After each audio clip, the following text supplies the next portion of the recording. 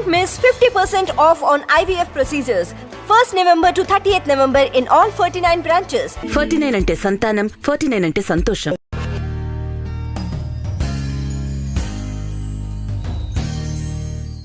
Sir, ముందుగా గ్రహణం అని అనగానే సూర్యగ్రహణమైనా చంద్రగ్రహణమైనా మన ఇంట్లో పచ్చళ్ళు లేదా ఆహార పదార్థాలు ఏమన్నా వాటి మీద ఒక గరిక వేసి పెట్టి ఉంచడం అనేది ఎన్నో సంవత్సరాల నుంచి జరుగుతోంది. అది వేయడం వల్ల ఉపయోగం ఏంటి, వేయకపోవడం వల్ల వచ్చే నష్టం ఏంటి అనేది ఇంతవరకు ఎవరు క్లారిఫై చేయలేదు. మా ఇంట్లో అడిగితే అలా వెయ్యాలి అంతే అని అన్నారు మా పెద్దవాళ్ళందరూ. ఇది కాకుండా రేషనలిస్టులు అందరూ కూడా గ్రహణం వల్ల వచ్చే నష్టం ఏం లేదు, ఆ టైంలో మేము తింటాం, బయటికి పెడతాం, మేము చూస్తాం, దీనివల్ల వచ్చే నష్టం లేదని వాళ్ళు అంటున్నారు. ఏది నిజం? అసలు మీ వరకు మీరు చూసిన దీంట్లో ఏం చెప్తారు సార్? ముందుగా గ్రహణం అనేది మనం వాడేటటువంటి విధానంలో మీరు చూస్తే ఏదన్నా మీరు బుక్స్లో రాసేటప్పుడు దీనికి గ్రహణం పట్టింది, మన వైభవానికి గ్రహణం పట్టింది అలా వాడతారు, నెగటివ్ టర్మినాలజీగా వాడతారు. కానీ నిజంగా చెప్పాలంటే గ్రహణం అనేది ఒక విధంగా చూస్తే ఒక అద్భుతమైనటువంటి సన్నివేశం. గ్రహణం రోజు ఏం గుర్తొస్తుంది మనకి? అమృతం సంపాదించినటువంటి ఆ క్షీరసాగర మథనం గుర్తు రావాలి. అమృతం వచ్చింది. అమృతం వచ్చిన తర్వాత దేవతలకి రాక్షసులకి పంచుతున్న సమయంలో ఈ స్వామివారి చక్రానికి బలైనటువంటి రాహు కేతు.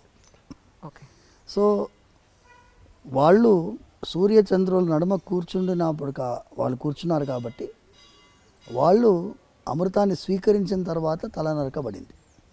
సో అందులోంచి ఆవిర్భవించిన వాళ్ళే వీళ్ళిద్దరు. సో అమృతాన్ని స్వీకరించారు కాబట్టి వాళ్ళకు కూడా చిరంజీవులు అయిపోయినారు, వాళ్ళకి మరణం లేదు. సో అది ఒక పురాణ గాథగా మనం అందరం చెప్పుకుంటూ వచ్చాం. సూర్యగ్రహణం చంద్రగ్రహణం అనేది మనకి కేతుగ్రస్త సూర్యగ్రహణం, రాహుగ్రస్త చంద్రగ్రహణం ఇలా మనం పాటిస్తూ ఉన్నాం. మన సనాతన ధర్మంలో వేద మార్గంలో ఈ గ్రహణానికి ఒక గొప్పతనం ఉంది. ఎన్నో పురాణాల్లో వివరిస్తున్నారు. దాని గురించి మనం పోతూ ఉంటే ఐ డ్రీమ్లో దిల్సే చెప్పలేము చాలాసేపు. బట్ అల్టిమేట్ ఏంటంటే గ్రహణం అప్పుడు చాలా విశేషమైనటువంటి ఫలితాలు ఉంటాయి. గ్రహణ స్నానం 3 స్నానాలు చెప్పబడింది: స్పర్శ, మధ్యకాలం, పుణ్యకాలం. సో ఈ తర్పణాలు చెప్పబడ్డాయి. ఆ సమయంలో తర్పణం చేస్తే పితృదేవతలు అత్యంత ప్రీతిపాత్రులుగా అవుతారు అని. గ్రహణ కాలంలో మీరు చేసిన ఏ దానమైనా 1,000,000 రెట్లు మల్టిప్లై అవుతుంది. గ్రహణ కాలంలో మీరు చేసిన ఏ యొక్క మంత్ర జపమైనా కొన్ని కోట్ల రెట్లు మల్టిప్లై అవుతాయి. ఇంత అద్భుతమైనటువంటి సన్నివేశాన్ని దాన్ని భయాన్ని సృష్టించే విధంగా మనం చూడకూడదు. ఎన్నోసార్లు భక్తులకి ఈ విషయాన్ని చెప్పడం జరిగింది. మరి గుళ్ళు ఎందుకు క్లోజ్ చేస్తారు సార్? తిరుపతి కానీ ఇక్కడ కానీ మొత్తం గుళ్ళన్నీ క్లోజ్ చేస్తారు కదా. గుళ్ళు క్లోజ్ చేయడం గ్రహణానికి భయపడి కాదమ్మా, మీరు స్వార్థ యజనం చేయాలి. గుడి అనేది పరార్థ యజనం, అంటే అందరి కోసం ఉండేటటువంటి ఒక దేవాలయంలో మీరు చూసేది పరార్థ యజనం, అందరి కోసం జరిగే పూజ ఇది. సర్వే జనాః సుఖినో భవంతు అనే సంకల్పము ప్రత్యక్షంగా మీకు వినిపించేది మా ఇళ్లల్లో మేము చెప్తూ ఉంటాం, పురాణాల్లో పారాయణం జరిగిన తర్వాత చెప్తూ ఉంటాం. కానీ స్వార్థ యజనము అనేది మీ ఇంట్లో ఉండే సాలగ్రామ ఆరాధన పూజకి స్వార్థ యజనం. యజనం అంటే యజ్ఞం. దేవాలయంలో పరార్థ యజనం. పరార్థ యజనానికి కొన్ని నియమాలు ఉంటాయి. గ్రహణ కాలంలో మీరు చేయాల్సింది అర్చకులు కానీ ఆ దేవాలయంలో పనిచేసే వాళ్ళు కానీ వాళ్ళు చేయాల్సిన నియమాలకి నిబంధనలకి కొన్ని ఇబ్బందులు ఏర్పడతాయి. గ్రహణ కాలంలో మీరు నైవేద్యం తయారు చేయలేరు. సో ఇవన్నీ కారణాల వల్ల ఆగమ శాస్త్రం విధించబడింది. ఈ సమయంలో మీరు దేవాలయాలకి మనకి స్వామివారి యొక్క ఆరాధనము మనము నిషేధించి వారికి, ఎందుకంటే మీరు ఫస్ట్ మీరు పుణ్యస్నానం చేసిన తర్వాత కదా దేవాలయానికి వెళ్ళగలిగేది. అవునండి. ఇప్పుడు నేను దేవాలయంలో ఆరాధన చేయాలంటే నిన్న గ్రహణం అయింది, సూర్యగ్రహణం సంభవించిన తర్వాత సూర్యుడిని చూడాలి, సూర్యుడిని చూసిన తర్వాత పుణ్యస్నానం చేయాలి. నిన్నంటే భగవంతుడికి భక్తుడికి నడుమ ఉండే అర్చకుడికి కూడా ఈ పుణ్యస్నానాలు అవసరం కాబట్టి స్వామివారు తమల్ని ఆ ఒక్కరోజు ఆ గ్రహణ కాలంలో భక్తులకి అందుబాటులో లేకుండా మనందరి మీద వాత్సల్యంతో అది పెట్టారు. మీరు దేవాలయాలు మూసేస్తున్నారు, దేవుడికే గ్రహణం భయపడిందా అనేటటువంటి వాళ్ళు విమర్శించుకోనండి. వాళ్ళని ఒక్కొక్కరిని బట్టి నేను కన్విన్స్ చేయడానికి దిల్ సేవిత్ అంజలి లేదు. ఓకేనా. రెండవ పాయింట్, ఇప్పుడు గరికె అనేది అద్భుతమైనటువంటి దర్భానికి అంత విలువ ఎందుకు వచ్చింది అంటే గరిక ఎండితే దర్భ అంతే కదండి. ఎండు దర్భనే మనం వాడతాం. అవును. అయితే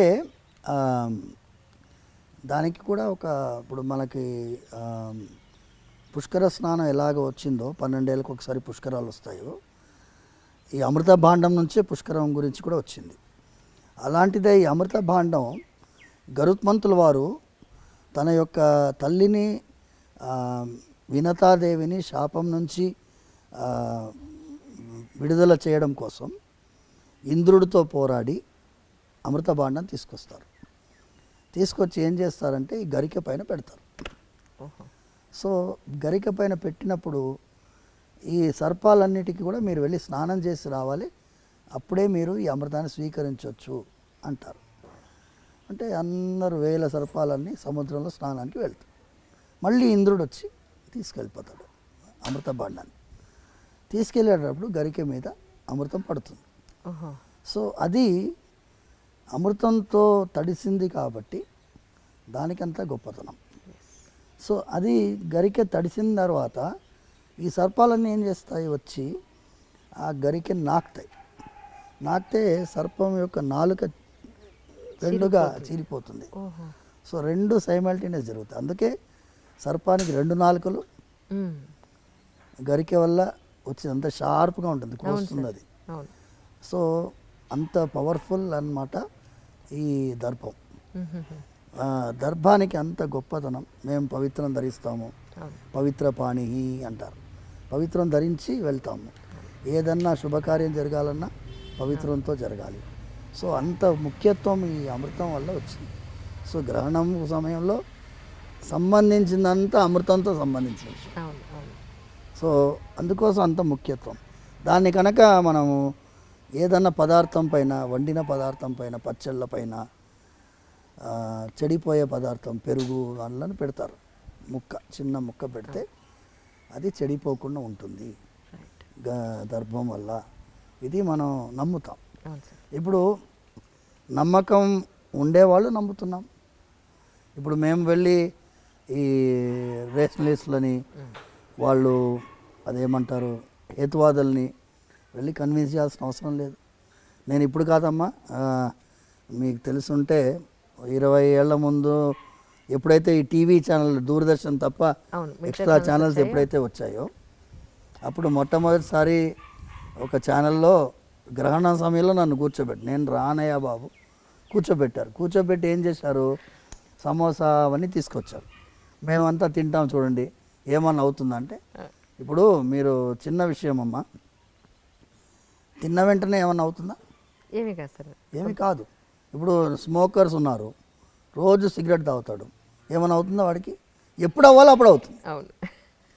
ఎప్పుడు అవ్వాలో అప్పుడు అవుతుంది. అయినప్పుడు మీరు అయ్యో ఎందుకు చేసామరా అనిపిస్తుంది.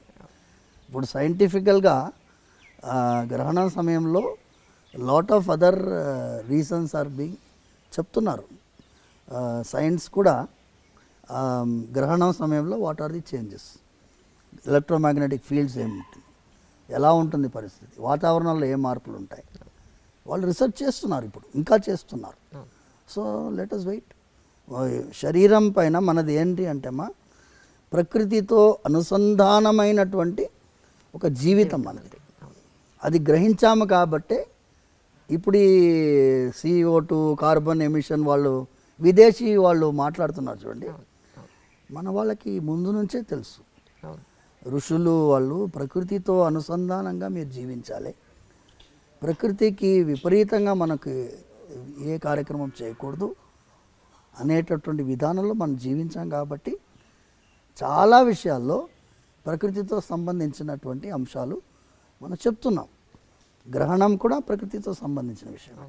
సో గ్రహణం సమయంలో గర్భిణీ స్త్రీలు కొంచెం జాగ్రత్త పడాలని చెప్పాం. అది మూఢనమ్మకం, అది ఇది అన్నారు. ఎవరెవరు మూఢనమ్మకం అన్నారో వాళ్ళు చాలామంది ఈ వైపు వస్తున్నారు. ఇప్పుడు ఈ వైపు వస్తున్నారు. మీరు చూడండి, ఎక్కడైనా బిగ్గెస్ట్ రేషనలిస్ట్ సైంటిస్ట్ వాళ్ళు మేము చేసిన ప్రయాణం అనేది సరి అయిన ప్రయాణం కాదు, ఈ రాజమార్గంలో ప్రయాణమే సరైన. త్యాగరాజ స్వామి పాడాడు, చక్కని రాజమార్గం ఉండగా సందులో దూరనేలా అని పాడాడు. అది సందు తెలియదు, ఎట్టబోతామో తెలియదు. అందుకోసం ఇటువైపు రావడమే మంచిది.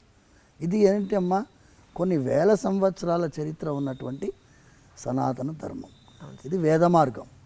వేద మార్గం ఏమంటుంది? చిన్న విషయం అమ్మ, నా అప్సు మూత్ర పురీషం కుర్యాత్ వేదం చెప్తుంది.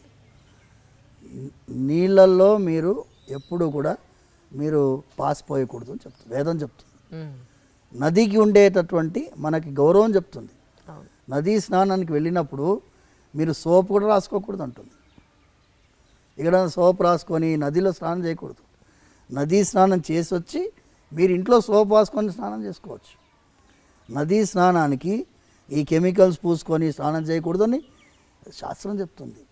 అంటే ప్రకృతిని గౌరవించి, ప్రకృతిని గుర్తించి, ఒక తల్లిలాగా మనం నదిని భావించినటువంటి వాళ్ళం. ఎవరికైనా నచ్చకపోవచ్చు,